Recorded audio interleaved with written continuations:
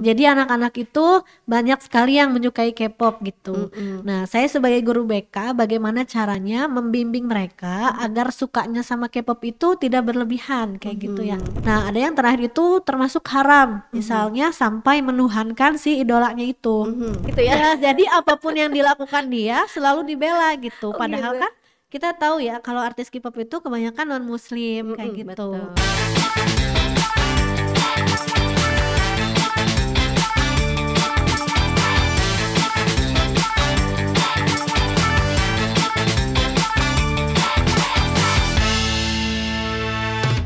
Halo, assalamualaikum warahmatullahi wabarakatuh. Ayah bunda, parents dimanapun parents berada, kembali lagi dalam program Kenal Dekat Dunia ABG bersama saya Ajeng Ningtyas. Dimana di program ini kita akan bahas informasi terkait pendidikan anak usia remaja ataupun ilmu pendidikan pada umumnya.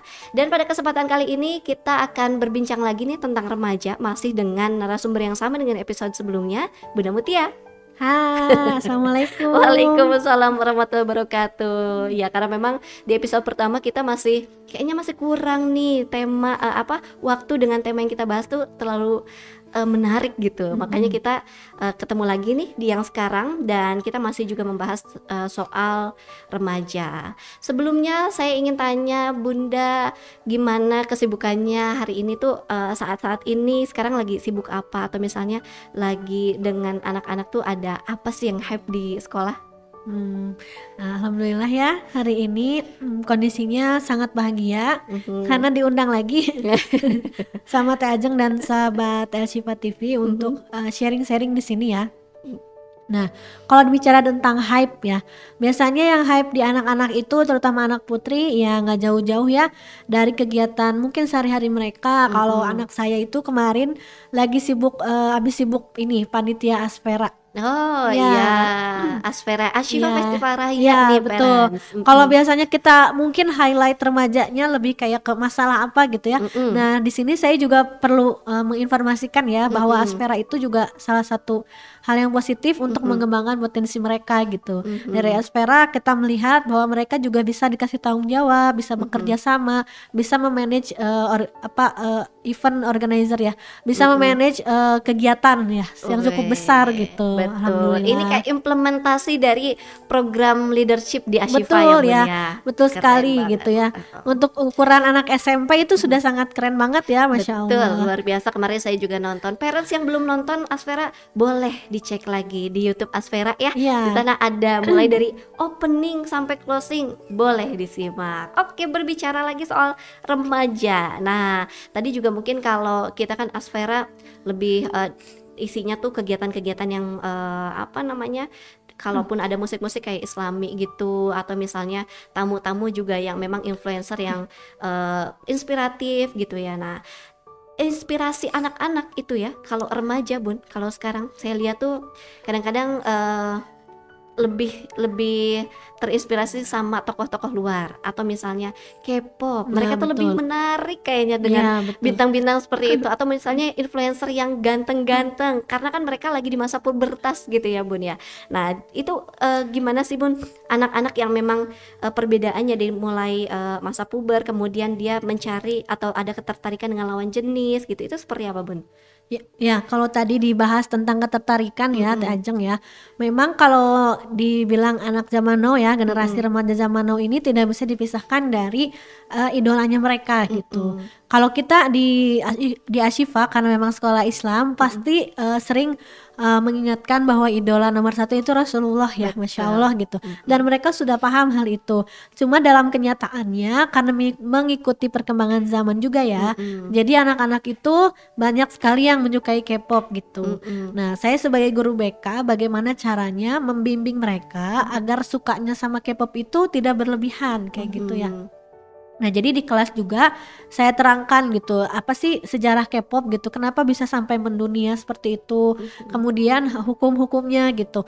Ada yang mungkin dalam tahapnya masih mubah gitu. Mubah itu menyukai aja, misalnya kayak dia suka lagunya aja, udah cuma sebatas suka lagunya aja, termotivasi untuk jadi lebih baik dari lagu-lagunya kayak gitu.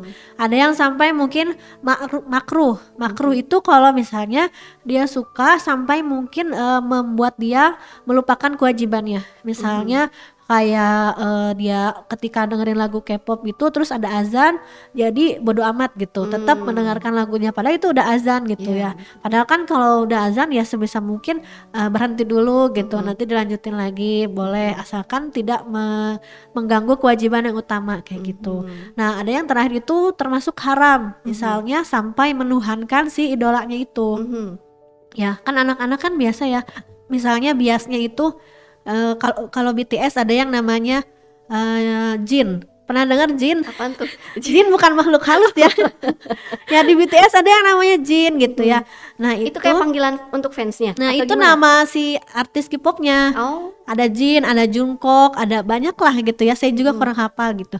Ada yang sampai dia mengidolakan si artisnya itu kayak bener-bener misalnya dia Tuhan aku misalnya. Ada yang sampai Atau yang fanatik kayak seperti I itu. can't live without Ya si betul. Jungkook gitu ya. Ya, jadi apapun yang dilakukan dia selalu dibela gitu. Oh, Padahal gitu. kan kita tahu ya kalau artis K-pop itu kebanyakan non muslim kayak gitu. Betul. Dan memang minat-minat anak remaja terhadap misalnya salah satunya K-pop ataupun hal-hal ini itu sangat berpengaruh kan ke pembentukan karakter mereka gitu ya, Bun? Betul. Ya, jadi kalau misalnya anak suka K-pop, nah kita juga harus bisa mendekatinya dengan cara cara halus gitu. Jangan langsung tiba-tiba misalnya disuruh dihapus gitu, atau mungkin istighfar misalnya ya, kamu tahu kan K-pop nggak boleh bla bla bla dengan doktrin kita gitu. Nanti justru anak-anak itu makin males gitu, disangkanya kita nggak ngertiin gitu. Jadi caranya adalah ya itu tadi dipahamkan. Kamu suka K-popnya udah sejauh mana gitu. Kalau masih sejauh suka doang dan mengambil motivasi dari lagu-lagunya, berarti itu masih boleh ya, masih mubah gitu. Tapi kalau misalnya sudah sampai misalnya melalaikan sholat, berarti udah termasuk makruh ya. Udah mulai lampu kuning ya itu ya. Nah kalau udah sampai menuhankan atau bahkan membenarkan yang dia lakukan ya, padahal dia bukan muslim, ya berarti memang harus lebih tegas lagi gitu.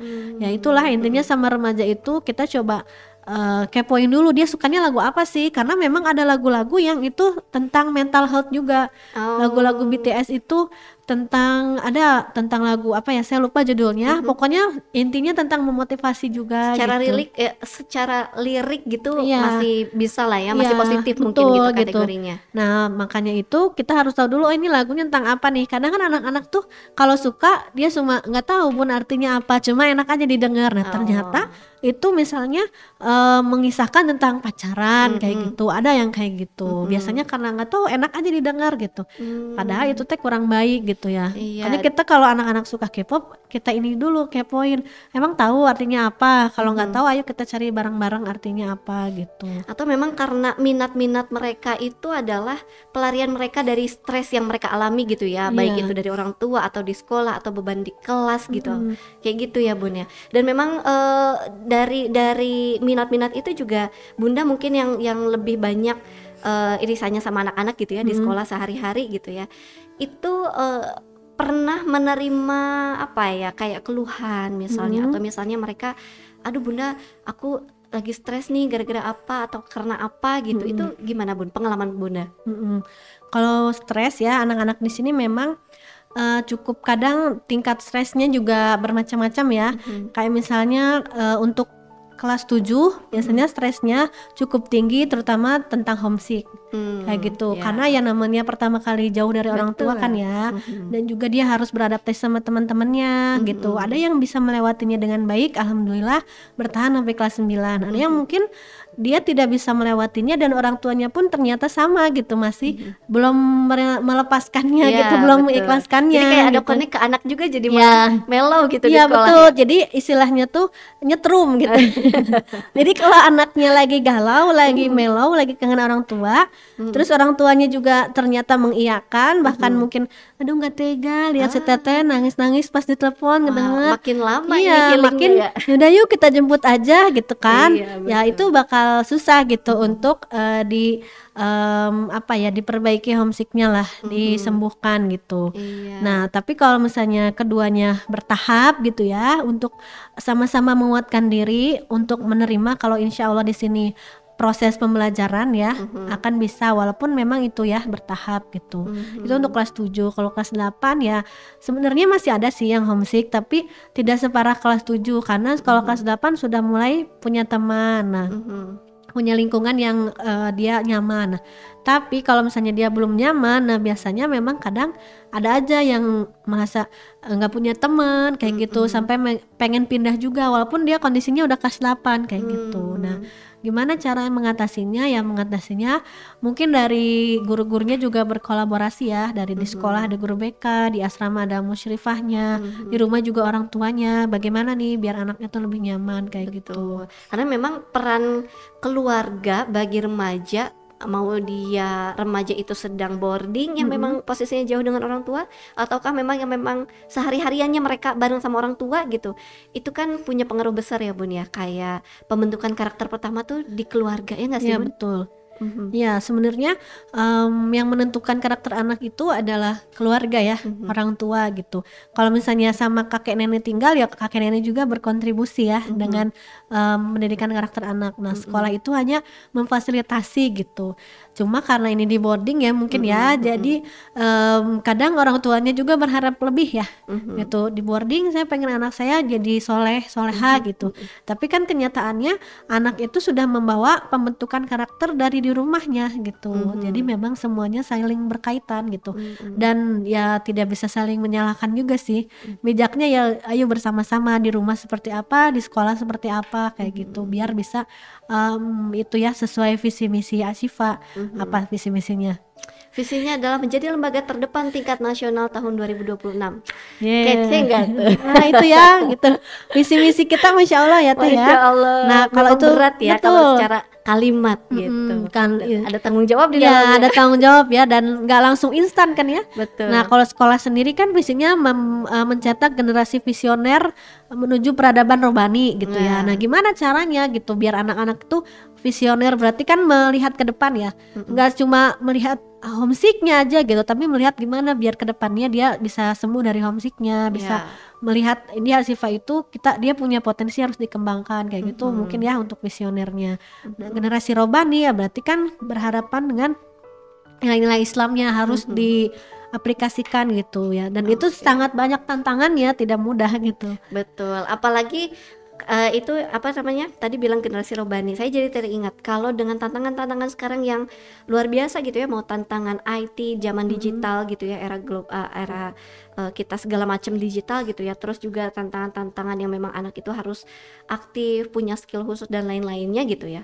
Melihat generasi saat ini yang kayaknya tuh udah apa ya, dia udah banyak nyerah, banyak mengeluh, atau juga misalnya anak-anak tuh udah takut dengan tantangan, dia lebih enak eksplorasi sosial media aja deh, tapi dia di kenyataannya dia lebih banyak menutup diri gitu ya. Ternyata kan di luarnya ya Allah ini anak-anak lucu-lucu banget, tapi kok ternyata mentalnya dia tidak sekuat menghadapi dunia yang memang butuh keteguhan gitu di anak-anak itu sendiri. Itu menurut Bunda kayak gimana tuh?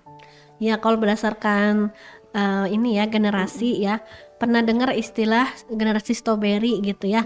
Itu pertama kali dipopulerkan kalau di Indonesia itu oleh Profesor Renat Kasali ya. Nah itu saya pernah baca bahwa beliau menyebutkan bahwa generasi sekarang itu adalah generasi strawberry. Nah maksudnya apa? Filosofinya? Nah maksudnya itu adalah dia tuh menarik di luar ya, imut, lucu, kayak seger gitu ya dimakan ternyata. Tapi di samping itu dia juga tidak bisa bertahan lama ya kan, strawberry itu cepat busuk ya, terus cepat lembek gitu ya. Betul. Nah itu anak-anak zaman sekarang gitu, anak-anak didik kita gitu ya, bahwa mereka itu sebenarnya punya potensi yang bisa dikembangkan. Mereka itu menarik gitu ya, dalam artian ya kita kalau lihat anak-anak tuh seneng ya, misalnya dia banyak potensinya gitu, Ya. dan secara fisik juga insya Allah sehat gitu.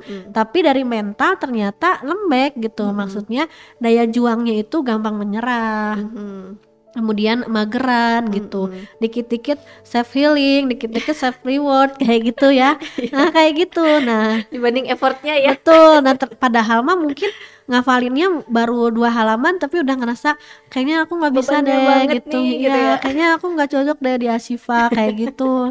Ya kayak gitu maksudnya generasi strawberry. Nah gimana caranya kita sebagai orang dewasa mensupportnya? Ya berarti kita harus mengembalikan percaya dirinya dia gitu. Harus bisa melihat, oh nggak apa-apa kamu gagal misalnya, oh nggak apa-apa kamu belum bisa, tapi next time coba lagi gitu.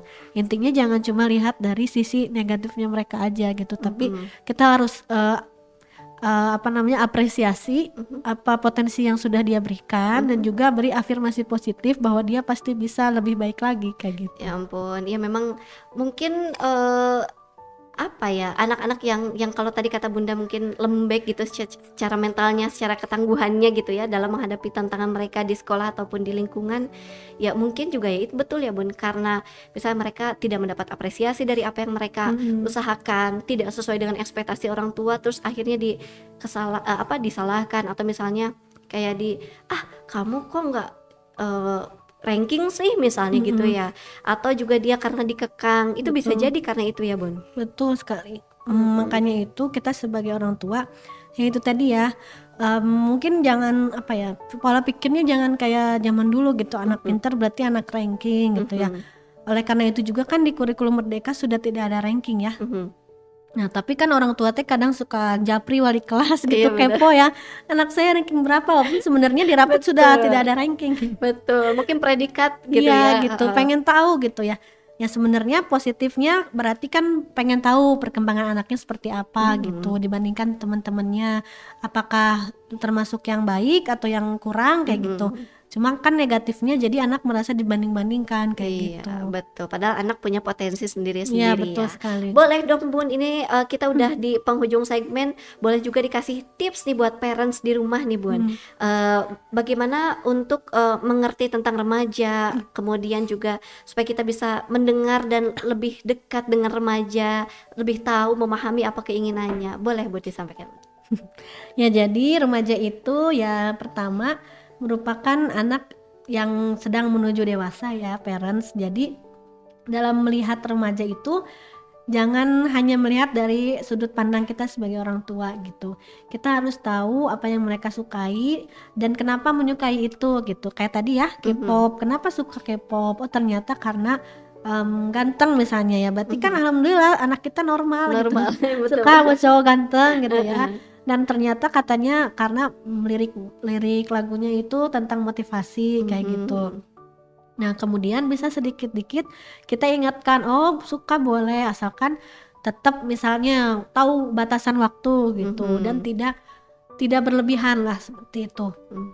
Selanjutnya kalau misalnya dia sedang mengalami kesulitan, ya anak itu kadang cuma butuh didengarkan aja sih gitu. Cuma didengerin aja tanpa kita perlu ngasih solusi gitu, atau cuma fokus dengerin aja itu dia udah merasa dihargai gitu. Nah itu sih mungkin ya dari 2 hal yang utama. Yang selanjutnya ya kita tidak boleh menyerah untuk menggali potensinya gitu, karena kalau anak sudah ketahuan potensinya akan mudah diarahkan ya kayak gitu.